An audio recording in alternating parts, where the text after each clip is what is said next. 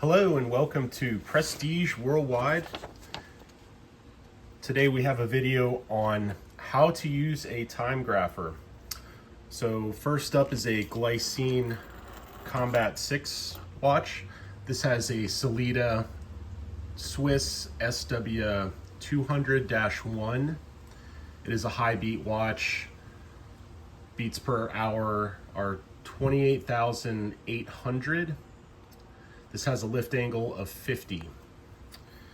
And after we regulate the Swiss watch, we will regulate this Deep Blue Master 1000 Generation 2 that has a Seiko NH35 Japanese movement with 21,600 beats per hour and a lift angle of 53.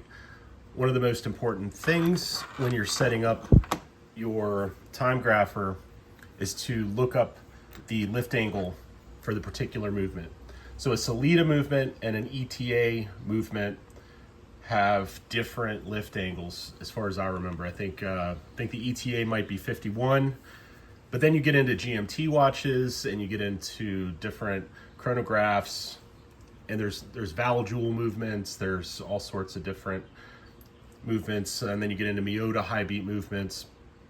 So just to start with, let's see where we're at on the timegrapher. I think it was showing about plus 9 seconds per day. Okay, now it's a little bit higher. Sometimes it needs to sort of rest for a minute before it can get back to like a regular running state. So we want to slow this thing down about 12 seconds per day. I generally do that when it's on the timegrapher itself. So I'm going to go ahead and I already loosened the case back. I'm going to go ahead and take the case back off. So there's going to be a rubber O-ring in here. You'll want to make sure that you're aware of where it is. So this rubber O-ring is on the case back, and we will try not to get a bunch of dust in that. I'm going to just have it over here off camera. And let's put the watch on the timegrapher. So we are going to be adjusting this screw here. So on Swiss movements, they have a screw. It's different on Japanese movements.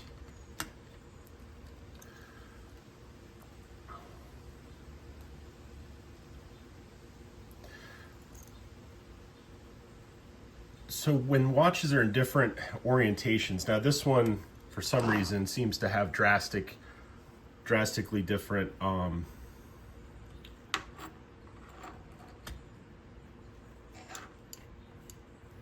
numbers here depending on the orientation, but ultimately it was running 12 seconds fast, so we want to slow it down, and then when we return it to its original configuration with like basically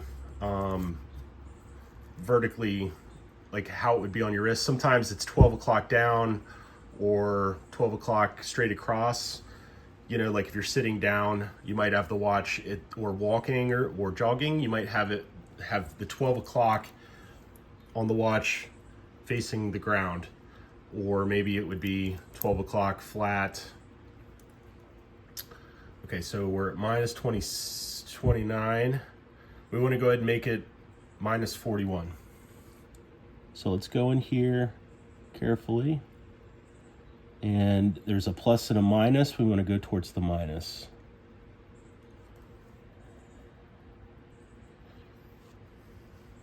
And you can see how just putting pressure on that screw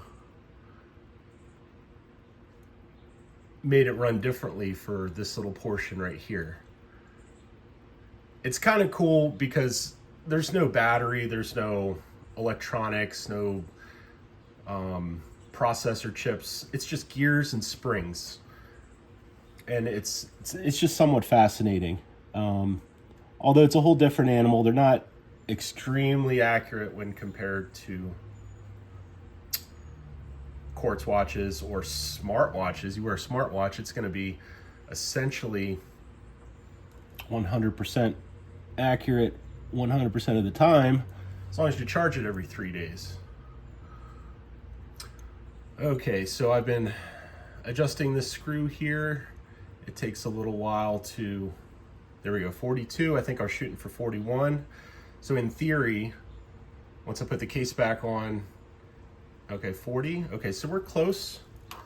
Let's go ahead and carefully get the case back on the watch. Now, generally, I have like a little setup that I normally use. You can do it just in your hand if you're extremely careful. Just want to make sure you don't touch any of the parts that are in the movement itself. And I'll go ahead and tighten this up here.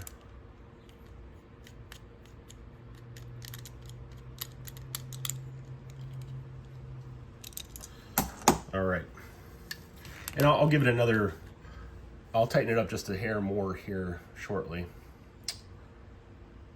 Okay, so we went from plus,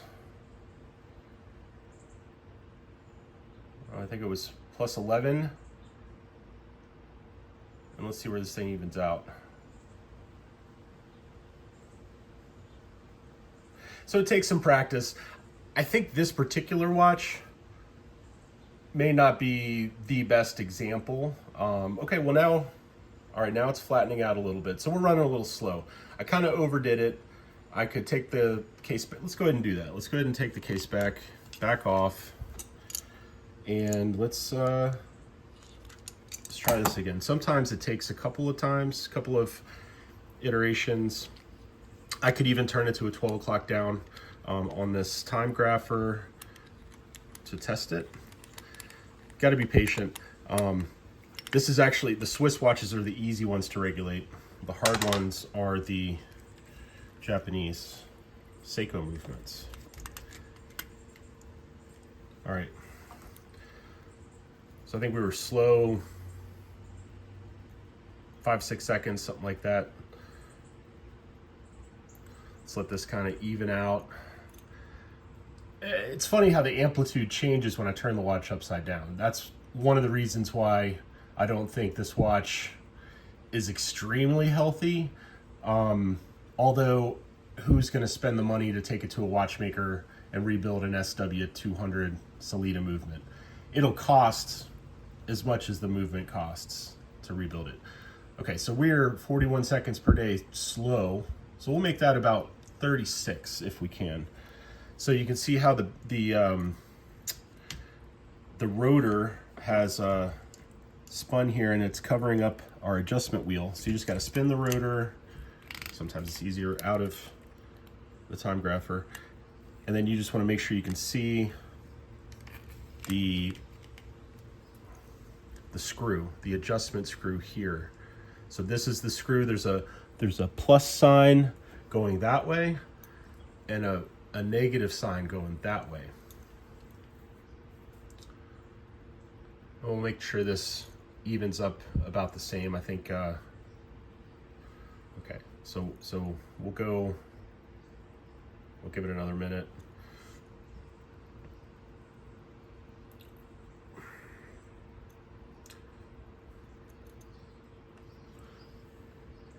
Okay, and we will make it just a little faster. Let's see what that did. Sometimes it'll give you inaccurate readouts at first, and then you just got to let the graph kind of run its course a little bit. So now we're at 36, slow. And let's put the case back on, turn the watch right side up. Okay, you definitely do not want to cross thread. I don't want to cross thread. Kind of unscrew it a little, make sure we're not cross threading here. There we go. Okay, I feel comfortable with that. Give her a spin. That seems to be threading properly. And I did check the O-ring when I was putting it back on. All right, we should be closer to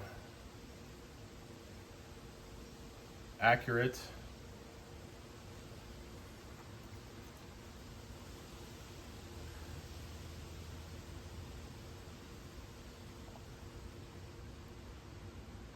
And it's good to have the chart because you can see how it sort of started running real slow and then now it's evening out.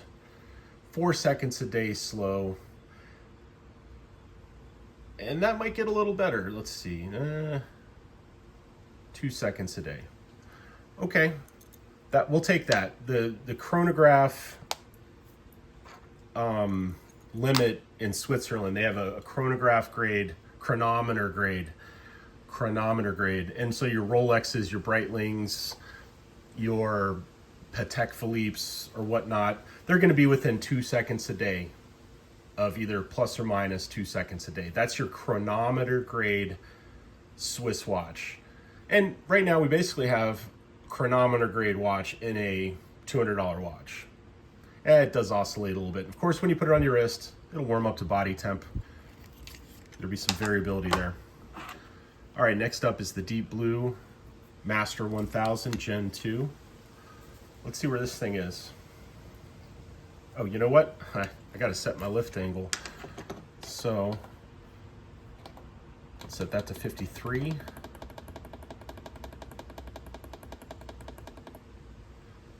Boom.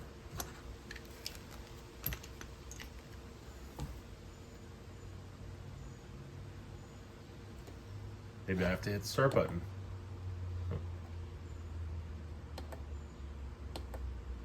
I seem to be having technical difficulties here.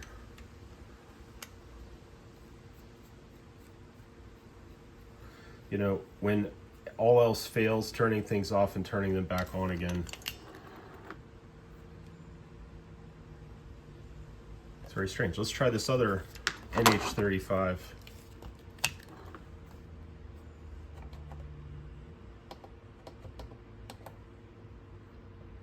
Okay, now we have some beeping. Okay.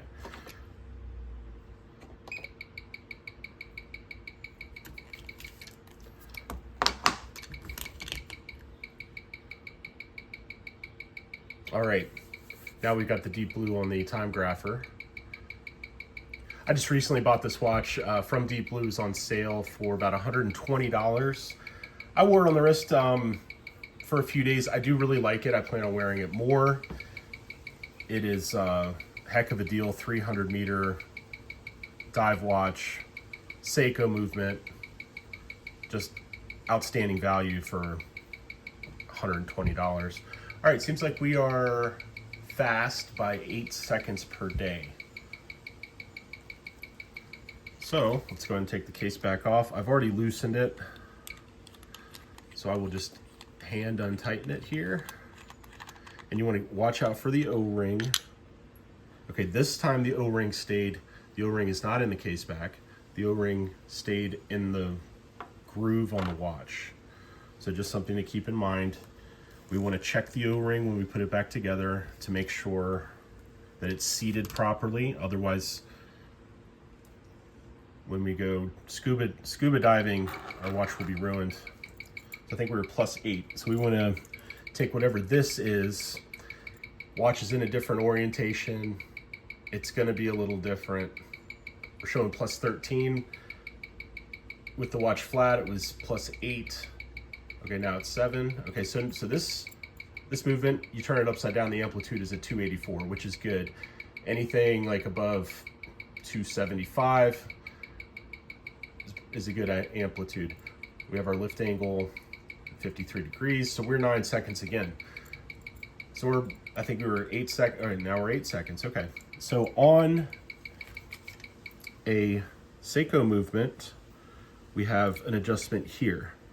And we can adjust our beat error. There's two little, you can see these little gold things here and here. Those little arms, there's no screw to adjust. You got to adjust those arms by nudging them up or down. You see how there's a plus and a minus sign here. So that's kind of your general direction. This lower one is for your beat error, to adjust the beat error. I didn't really take a look at that, but we do want to adjust the time one. And this is where I kind of wish I had better vision. Okay, let's get this rotor wheel out of the way. Okay, there we go. Oh, come on.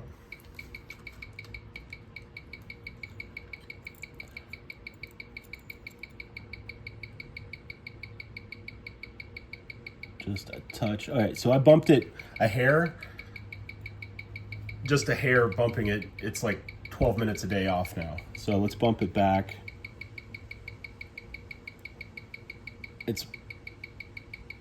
So you can see how I moved it back some.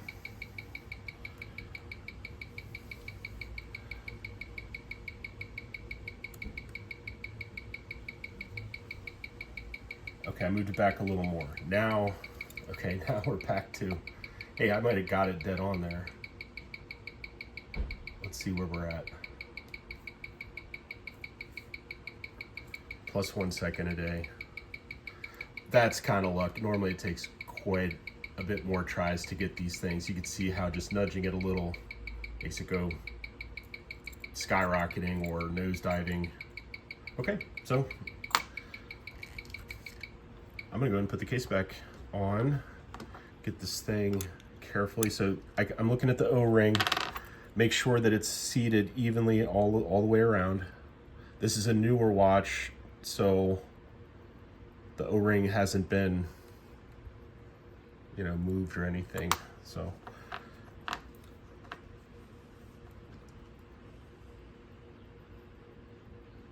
and I think I'm going to take a microfiber and clean the inside of the case back. So go ahead and wipe that down a little bit. This is my Icon Tools microfiber. Came with, I think it was a 90-tooth ratchet. Okay, carefully put the case back on the watch. Make sure the O-ring is seated. Make sure you're not cross-threading. You can feel it when it. You want to make sure that it slowly screws down there, and then give it a good crank. And let's see where we're at.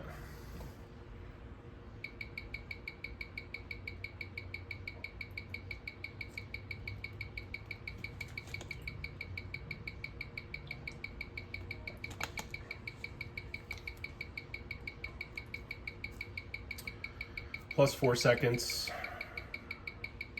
getting a little better.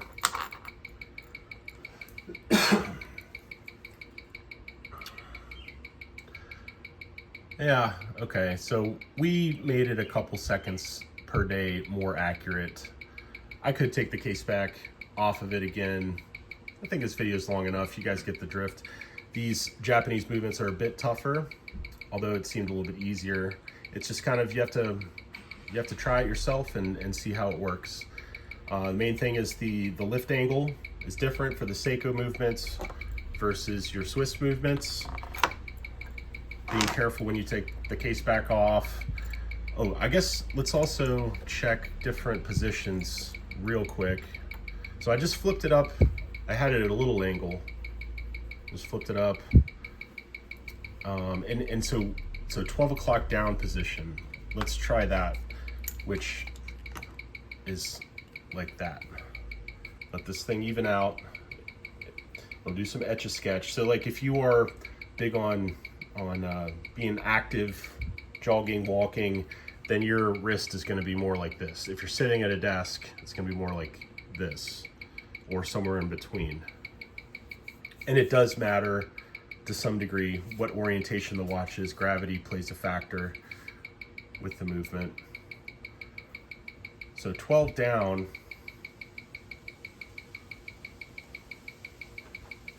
We're at 5 seconds a day. Okay, so we're closer. We're not quite a chronometer grade here. All right, well, that is just a rough tutorial on how a timegrapher works. Thanks for watching. Bye-bye.